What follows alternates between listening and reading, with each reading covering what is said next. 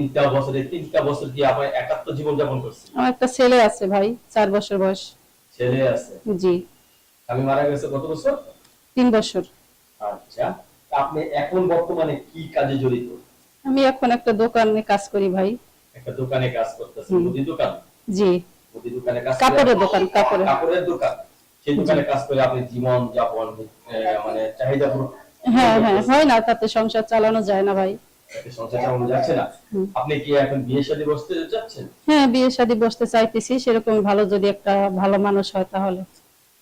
সেরকম ভালো মানুষ কিরকম ভালো মানুষ? সত্য সত্য কথা বলবে, মিথ্যার আশ্রয় নেবে না, কারণ এখন তো মিথ্যা দিয়ে সবকিছু ভরা। হ্যাঁ, সত্য কথা বলতে হবে। সারাদিন কাজ করার পরে একজন স্বামী ঘরে আসলে একটা স্ত্রী কি দায়িত্ব থাকে বলতে পারবে?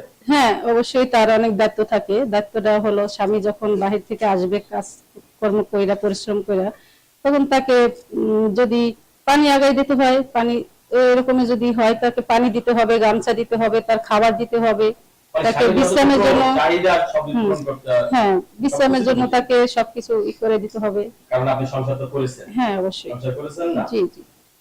কোন জীবন আপনার কাছে সবথেকে ভালো লাগছে, সংসার জীবন নাকি একাত্ম জীবন? সংসার জীবন ভালো লাগছে, এখন একাত্ম জীবন কি ভালো লাগে? একাত্ম জীবন ভালো লাগতেছে না। না।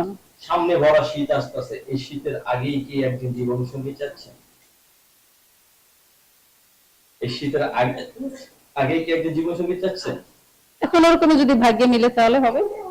ভাগ্যে মিললে আপনি এরকম সঙ্গী পেলে আপনি জীবন সঙ্গী করে নেবেন। হ্যাঁ। প্রবাসী ভাইরা যারা বিদেশ থাকে তাদের কেমন লাগে আপনার? ভালো লাগে, কিন্তু প্রবাসীরা কেমন তা তো জানি না।